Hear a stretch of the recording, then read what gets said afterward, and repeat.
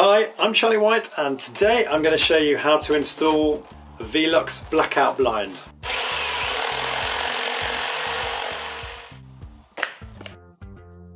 These things are so easy to install, you can pretty much follow the drawings, but if you want a bit of extra help, hopefully my video will be just what you're after. So I'm sure we're all familiar with how we order a Velux Blackout Blind. You have to open up your window, which I've done here, and the code you need is this one, GPL MK04. And you see here that code coincides with the code on the actual blind itself.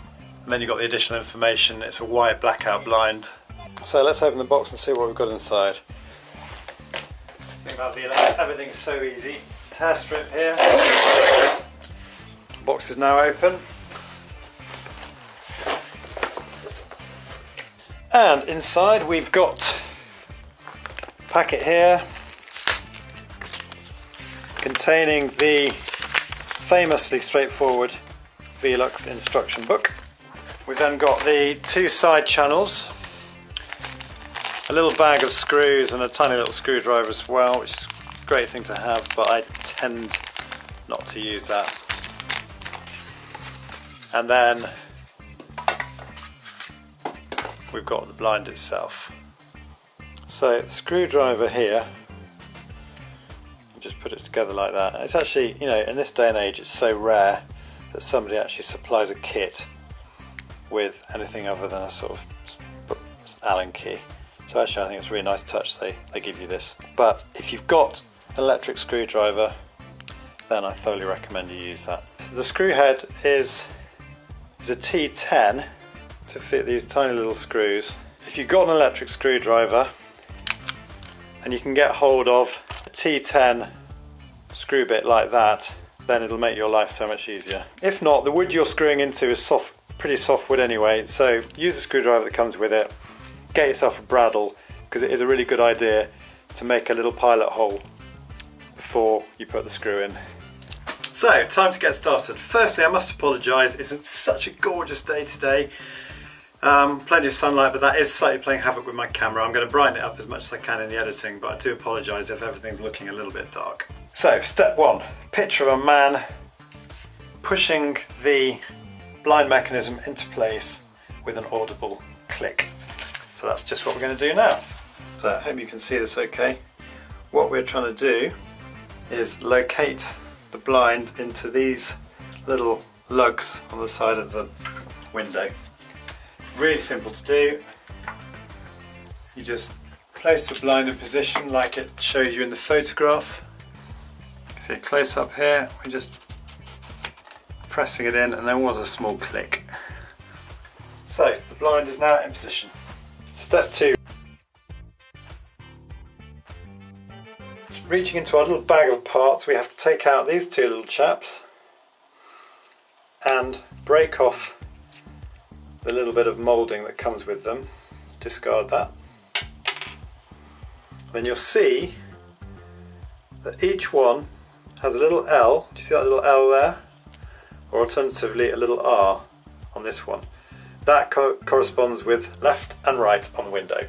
These little bits are quite fiddly. If you don't have an electric screwdriver, or in any event, just to be sure, you might want to just get your bradawl, place it in the centre of the hole, and then just turn it around a bit to create a pilot hole on the window. Right, I'm just going to show you now, with the screwdriver provided, how that screws in.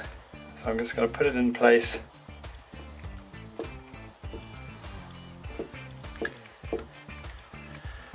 And in it goes. It's actually really easy to do it without an electric screwdriver.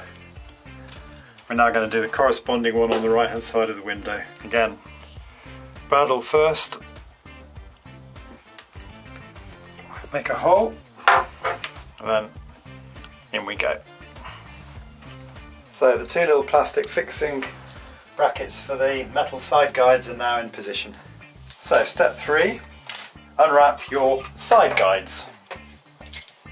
Be careful not to cut yourself. Now, this is reasonably tricky. You basically got to slide the left-hand channel up into the housing, as you can see here. I'm going to try and give you a visual from underneath. so that you can see exactly what we're doing here.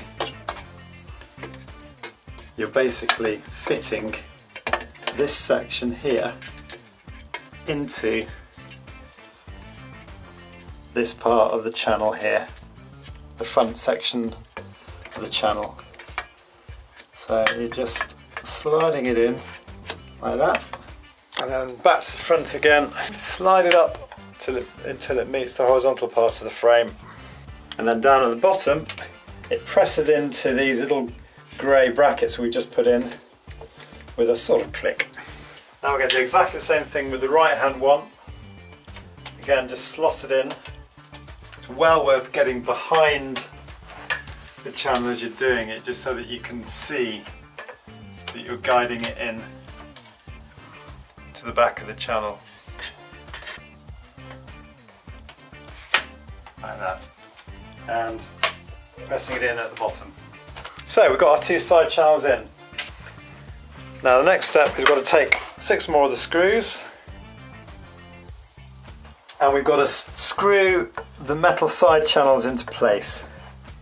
Alright, just a little tip here, before you put the screws in for the side channels, press the side channel up as hard as you can, as it shows you in the diagram, because you don't want to see a gap here when the screws are in place. So you want to press it up, mark the position of the first screw hole with your bradawl. The first screw hole they recommend is the top one, and then that way you get a really nice flush fit between the two side channels. And then once you've got the first screw into place, you can get your bradawl, mark the position of the second screw and the third screw, and then just get your either the screwdriver provided or your electric screwdriver and screw those into place. Now I'm just going to show you how easy it is if you've got an electric screwdriver like this. That's just gone straight in. Now I've just got 3 more to do on the other side.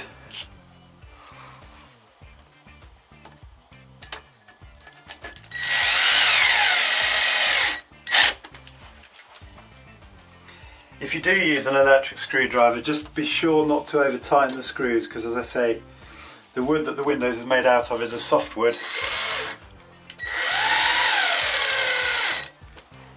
Okay, we're on to the final 2 steps, 5 and 6.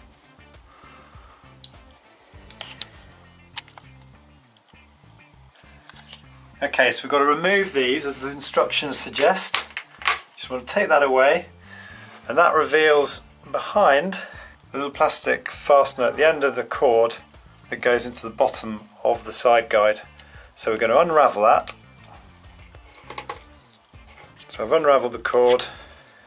Now I'm going to remove that from its guide.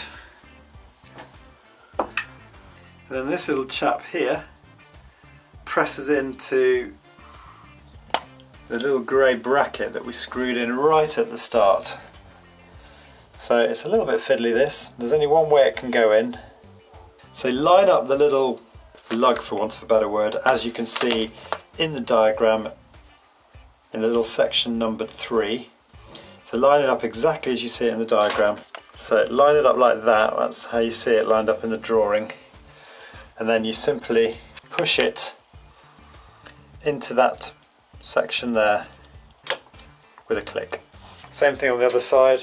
We remove that, unravel the cord, and again push it into place, making sure if you get it the right way round, i.e. like this, the cord will naturally go into the channel. It's very important it does that to enable the blind to go up and down properly. So again, there we go, push it into place. Now we're left with is step 6, which is removing these packaging pieces here. Just take that out and take the other one out in the same way, like so. And that's it, we're done. It really is that simple.